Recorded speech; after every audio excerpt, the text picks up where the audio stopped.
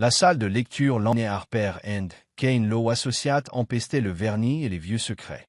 La pluie s'abattait sur les vitraux comme un invité impatient, et le tonnerre grondait au-dessus de nos têtes, bas et menaçant, presque comme si le ciel lui-même savait qu'un orage allait éclater à l'intérieur. Janice Mason était assise, raide, à la longue table en acajou, les mains jointes sur ses genoux, les jointures blanches. L'odeur des livres reliés en cuir et de la laine mouillée par la pluie imprégnait son manteau tandis qu'elle regardait droit devant elle, n'osant pas jeter un coup d'œil à son frère, Marcus, qui se prélassait à ses côtés comme un prédateur prêt à bondir. « Je savais qu'il ferait ce qu'il fallait », murmura Marcus, adressant un sourire suffisant au coffret en acajou contenant le dernier testament de leurs parents. Janice ne répondit pas. Sa gorge était sèche, son cœur battait fort dans sa poitrine comme une sonnette d'alarme. La pièce était devenue trop silencieuse, trop tendue, tandis que maître Laurence Harper, l'avocat de longue date de leur famille, ajustait ses lunettes et dépliait le document. « À mes enfants bien-aimés, Marcus et Janice », commença Harper d'une voix sèche et égale, ne trahissant aucune émotion. « Nous quittons notre domaine comme suit. » Les oreilles de Janice résonnèrent tandis que Harper détaillait les chiffres ahurissants. 50 millions de dollars. Elle contrôlait les actifs immobiliers de Mason Corporation aux États-Unis. Le nom de son frère accompagnait chaque objet comme un marteau qui lui martelait la poitrine. Et à notre fille, Janice, poursuivit Harper, marquant une courte pause avant de s'éclaircir la gorge. Nous quittons la galerie Mason. Marcus renifla, incapable de cacher son amusement. Cette vieille grotte poussiéreuse? La valeur de cet endroit, au mieux, sentimentale. Ils t'ont laissé un local pour les tubes de peinture périmés. Janice sentit le choc, mais ne broncha pas. Elle baissa les yeux sur ses mains tremblantes et cligna des yeux pour calmer la douleur. « Je ne comprends pas, » murmura-t-elle. « Pourquoi juste la galerie? Pourquoi rien d'autre ?» Monsieur Harper la regarda, son regard étonnamment bienveillant pendant un instant. « Il y a des choses que tu comprendras avec le temps. Ton grand-père Gérald a dit un jour. Janice saura quoi faire le moment venu. » La pièce semblait tourner. La galerie était tout ce qu'elle avait, un bâtiment au bord de la démolition, à peine visité par quiconque, à part des pigeons et des touristes perdus. « Tu peux garder tes déchets sentimentaux » rétorqua Marcus en se levant. « Je vais trinquer à mon héritage. Profitez bien de vos fresques. » Il sortit sans un regard, son rire résonnant dans le couloir. Resté seul, face à son silence et à la pluie incessante, Janice pressa sa paume contre sa poitrine. La place que ses parents lui avaient assignée lui semblait une cruelle pensée après coup. Mais au fond d'elle-même, sous la douleur de la trahison, quelque chose bougea. Un souvenir. La voix de son grand-père, basse et claire. L'art survit à tout. Janvier. Même la cupidité. Même la mort. Et à cet instant, tandis que le vent hurlait contre la vitre, Janice Mason décida qu'elle ne s'en irait pas. Pas encore. La galerie Mason se dressait comme un murmure oublié sur Tremont Street, coincé entre un café moderne et un studio de yoga empestant lui l'essentiel de menthe poivrée et le privilège. Les grandes fenêtres, autrefois lumineuses et colorées, étaient maintenant maculées de gris, comme si le bâtiment avait appris à faire son deuil. Un panneau en lambeaux, fermé pour rénovation, était accroché de travers sur la porte d'entrée, un mensonge que personne n'avait remis en question depuis des années. Janice tâtonna avec la clé rouillée, dont les dents acérées s'accrochèrent à la serrure avant que la porte ne s'ouvre en grinçant, libérant un souffle d'air vicié et de cire à bois. Elle entra et ferma la porte derrière elle. Le silence l'enveloppa comme un vieux manteau, lourd, familier et légèrement étouffant. La galerie n'avait pas changé. Les sols en marbre étaient fissurés par endroits, les plafonniers vacillaient, révoltés, et la poussière flottait dans l'air comme des fantômes. Des tableaux s'accrochaient au mur, de travers ou oubliés, comme s'ils attendaient que quelqu'un, n'importe qui, se souvienne de leur nom. Ses pas résonnèrent tandis qu'elle se dirigeait vers l'arrière-boutique. Il avait appartenu à Gérald Mason, son grand-père, un homme à la fois vénéré et incompris. Il semblait toujours déplacé lors des dîners d'entreprise et des assemblées d'actionnaires, préférant parler de coups de pinceau et d'héritage culturel plutôt que de parts de marché. Janice s'arrêta devant son vieux bureau en bois. C'était le même sous lequel elle se glissait, petite fille, tandis qu'il griffonnait dans des journaux usés, murmurant des vérités auxquelles le monde n'était pas prêt. Alors qu'elle caressait la surface, quelque chose bougea sous le bureau. Un léger clic. Janice se figea. Elle s'agenouilla, le pouls battant la chamade, et découvrit une couture presque invisible creusée dans le panneau. Doucement, elle appuya dessus. Un tiroir caché s'ouvrit dans un léger frottement. À l'intérieur se trouvait un journal relié en cuir, usé sur les bords, dégageant une légère odeur de térébenthine et de vieillissement. En dessous, une clé ternie, ancienne, lourde et étrangement ornée. Ces dents ne ressemblaient à rien de ce qu'elle avait jamais vu, en forme de coup de pinceau en mouvement. Elle ouvrit le journal avec précaution, l'écriture serrée et posée de son grand-père dansant sur les pages jaunies. « Janice, si tu lis ceci, c'est que tu as choisi de rester. Bien. Cette galerie n'est pas ce qu'elle paraît. Sous ses fondations se cache ce que Mason Corporation ignorait jusqu'à présent. Un coffre-fort, un sanctuaire pour l'art véritable, sauvé, préservé, protégé. Certaines pièces ont été oubliées par le monde. D'autres, le monde les désire désespérément. Mais vous devez les protéger. Jusqu'au moment opportun. » Janice avait le souffle coupé. Son grand-père ne l'avait pas laissé sans rien. Il lui avait tout laissé. Et ainsi, la galerie maçonne n'était plus seulement un héritage. C'était un champ de bataille secret. Un véritable coffre au trésor. Un héritage. Une tempête approchait. Et Marcus ne se laissait pas faire. La pluie n'avait pas cessé. Le tonnerre grondait toujours sur la ville, tel un dieu désapprobateur, et à l'intérieur de la galerie maçonne, les ombres s'allongeaient à mesure que la nuit approchait. Janice était assise en tailleur sur le sol de la galerie. Le journal relié en cuir s'ouvrit devant elle, ses pages regorgeant de secrets. Ses mains tremblaient légèrement en relisant les instructions de son grand-père. Le coffre se trouve sous l'aile nord, derrière la jeune fille aux luttes. La clé ouvre plus qu'une porte. Elle ouvre une promesse. Elle se leva, le cœur battant. La jeune fille aux luttes était une peinture à l'huile cachée dans un coin mal éclairé de la galerie, à moitié recouverte d'un drap blanc poussiéreux.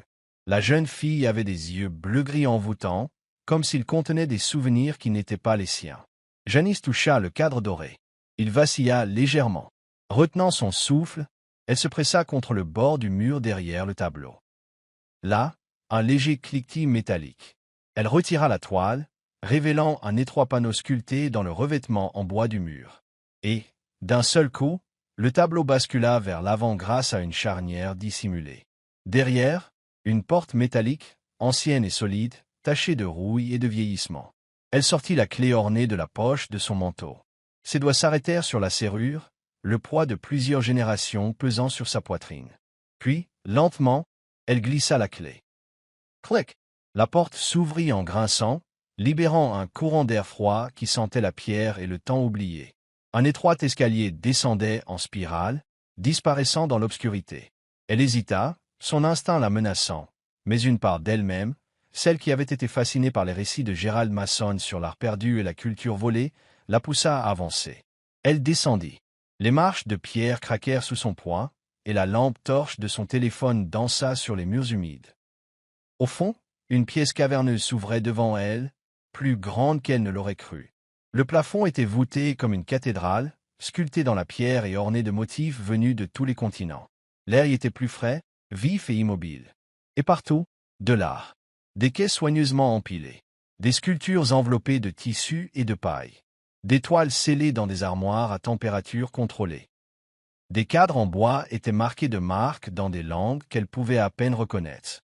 Certains portaient des étiquettes, vol non vérifié de 1913, Paris, disparu, Seconde Guerre mondiale, Pologne, contrebande, Congo, 1978. Janissa resta buchavea, la poitrina sarrea. Ce n'était pas seulement une collection. C'était un sanctuaire. Son grand-père et un réseau secret avaient protégé ses œuvres de la guerre, du vol et de la destruction. Ce lieu était leur coffre-fort, préservé de la cupidité et du commerce. Et maintenant, il était le sien. Elle parcourut lentement les allées de chefs-d'œuvre cachés jusqu'à atteindre le fond du coffre. Là, sous un faible éclairage, se dressait un piédestal contenant un dossier intitulé Janice, réservé à la restauration. À l'intérieur, elle trouva la documentation des pièces acquises légalement par son grand-père. Certify, Authentify. Estimé à plus de 10 millions de dollars en valeur actuelle. Une bouée de sauvetage. Des fonds qu'elle pourrait utiliser pour relancer la galerie, légalement et pleinement. Mais il y avait plus. Des lettres écrites par son grand-père aux autorités internationales, aux historiens de l'art et même à Interpol.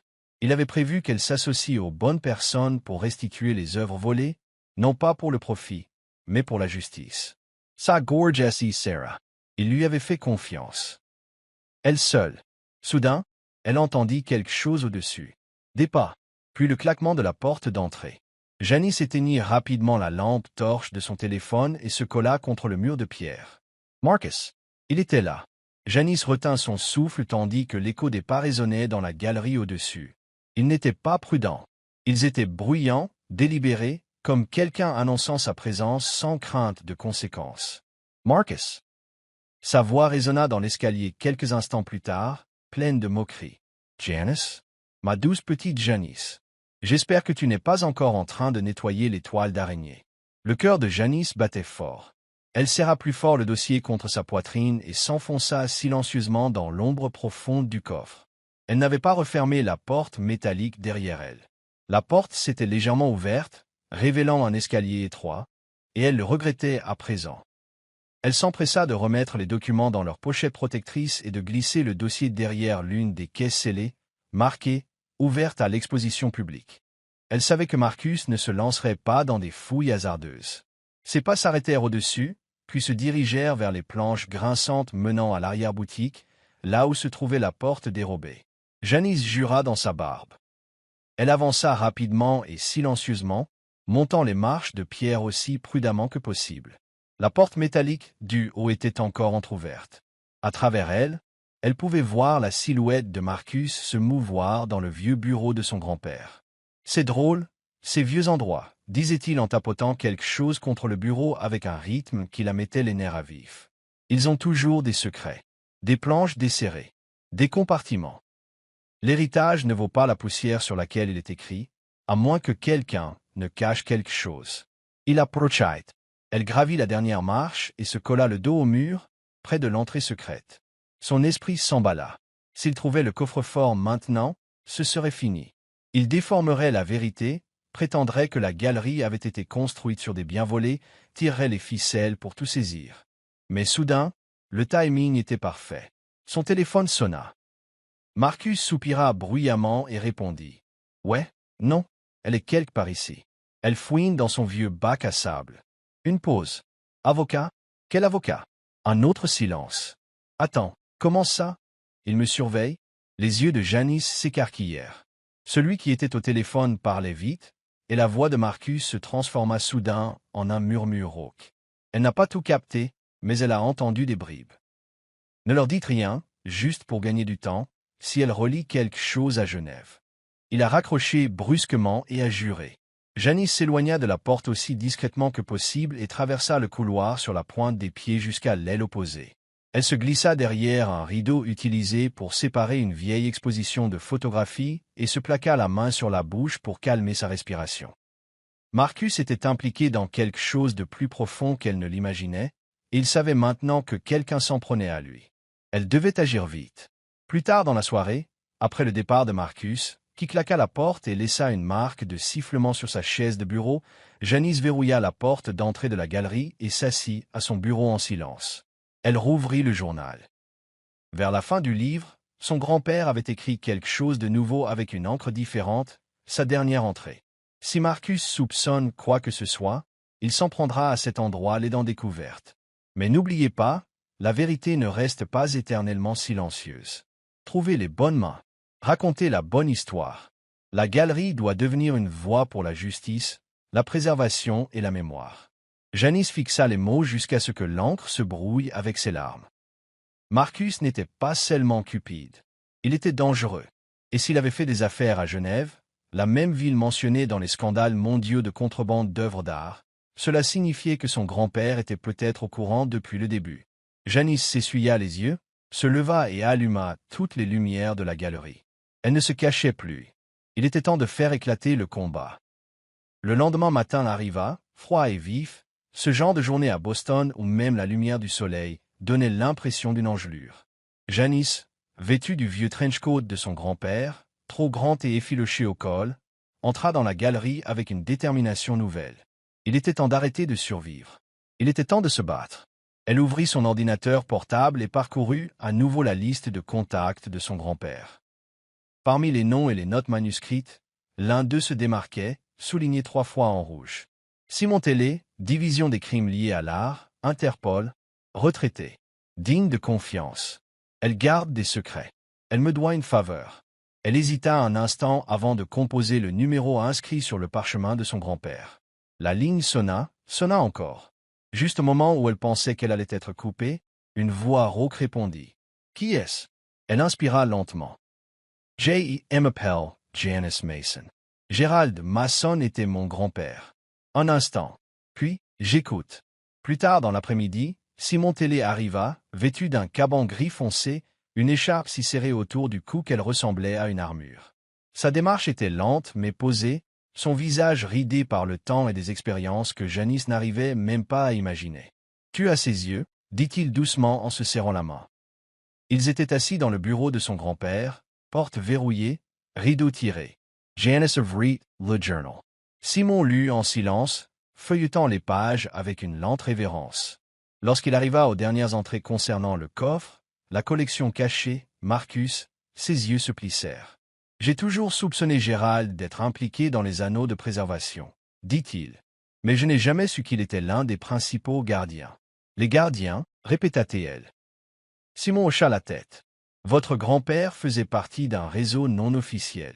Il s'appelait les réserves.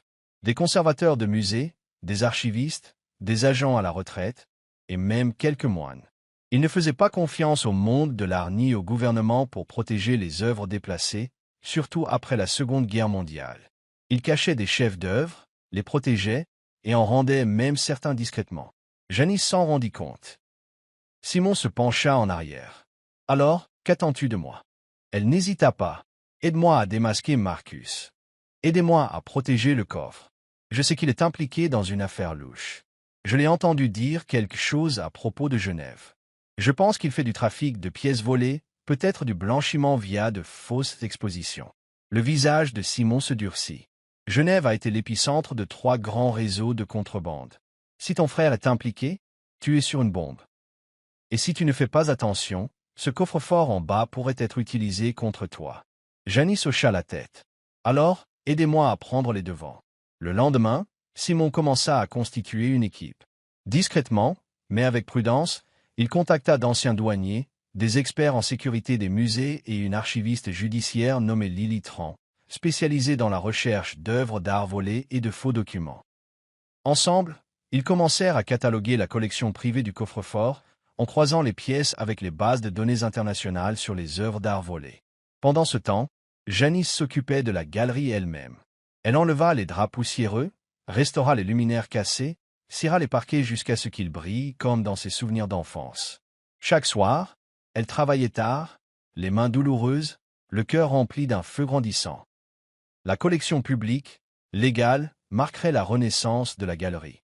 Le coffre-fort privé, c'était sa responsabilité envers l'histoire. Mais Marcus ne dormait pas. 2 jours plus tard, Janice trouva un avis juridique épinglé à la porte de la galerie. Il affirmait qu'il s'agissait probablement de fonds frauduleux, déposés par Marcus Mason, exigeant un audit complet des actifs de la galerie Mason et une éventuelle saisie en cours d'enquête. Son sang s'est glacé. Marcus avait agi. Il essayait de faire croire qu'elle était la voleuse. Simon examina attentivement le papier. Il essaie de te démasquer avant qu'on le démasque, mais on peut retourner la situation. Comment? Demanda Janice. Simon leva les yeux, le regard perçant comme du verre, en le battant à son propre jeu. Nous n'allons pas seulement défendre cette galerie, Janice. Nous allons en faire un bastion de la vérité. Le grand hall de la Mason Gallery n'avait pas accueilli d'exposition digne de ce nom depuis près de 10 ans. Mais ce soir-là, tout scintillait. Les parquets en acajou poli reflétaient la douce lueur des lumières dorées de la galerie. Des cordons de velours encadraient les tableaux fraîchement accrochés, œuvres soigneusement sélectionnées dans la collection publique.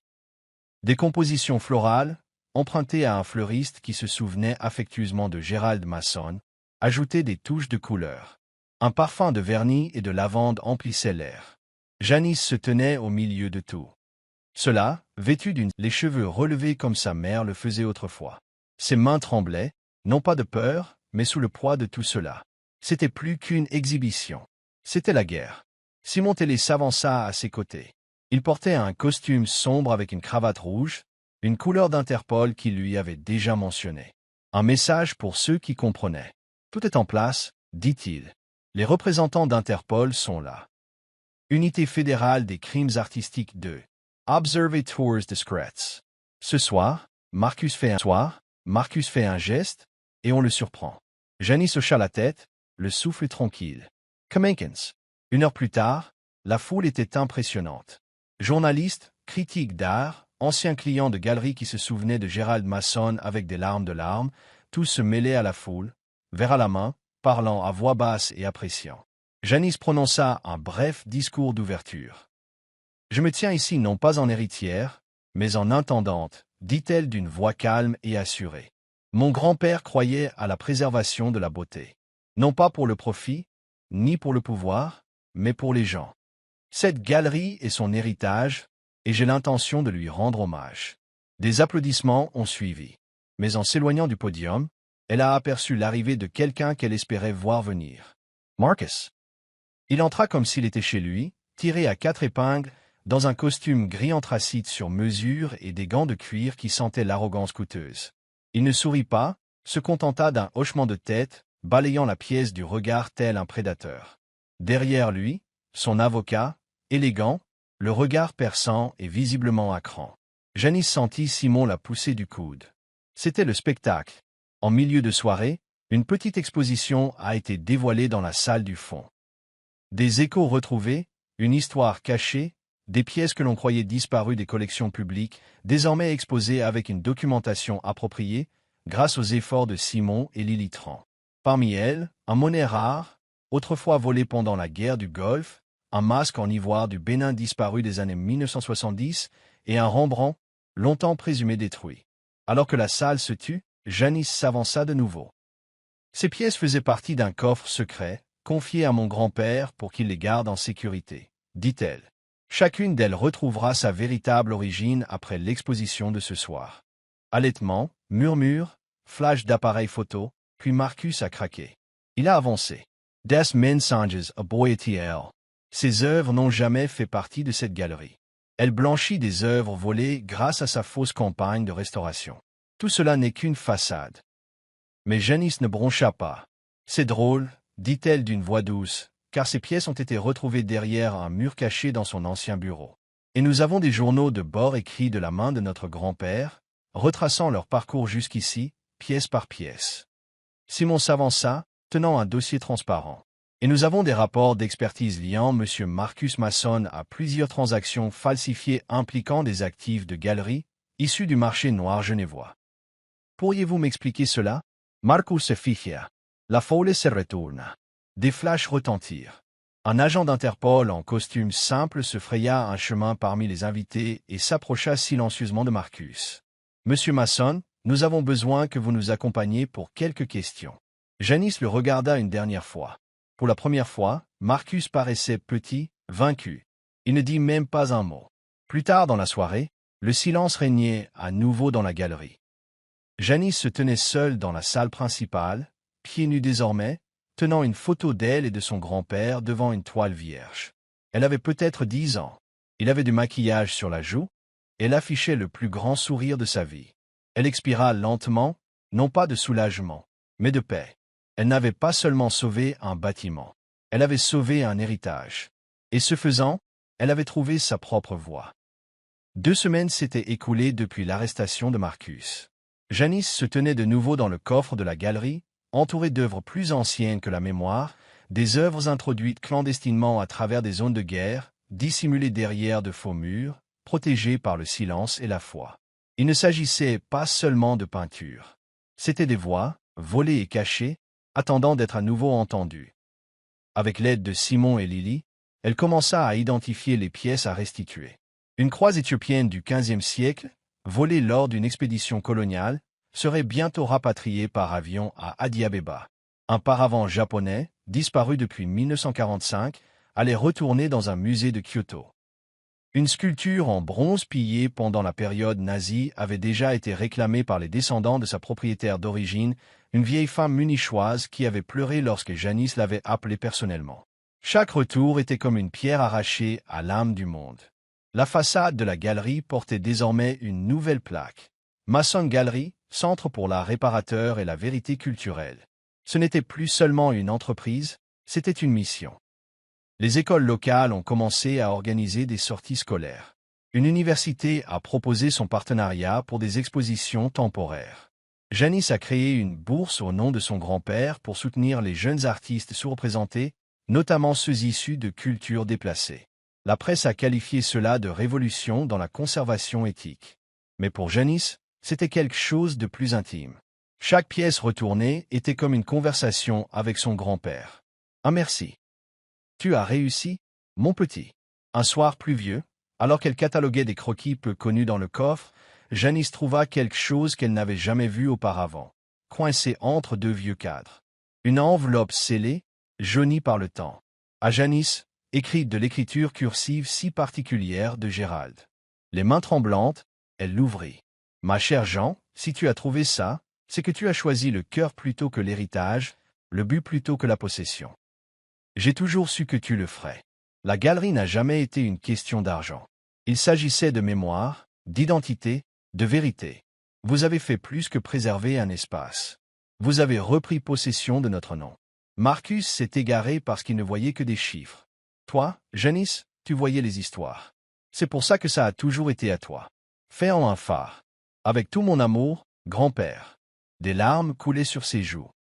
Mais cette fois, ce n'était pas par chagrin, mais par fierté. Au printemps, Janice se retrouva à Florence, devant un conservateur âgé de la Galerie des Offices. Dans ses mains, une miniature sur panneau du XVIe siècle, perdue pendant la Seconde Guerre mondiale. Nous pensions qu'elle avait disparu à jamais, murmura le conservateur. Janice sourit doucement. Mon grand-père l'a gardée précieusement. Je le ramène à la maison. Et ainsi, la boucle est bouclée. Salut mes amis. Merci beaucoup d'avoir regardé jusqu'au bout. N'oubliez pas d'aimer, de commenter et de vous abonner. Au revoir.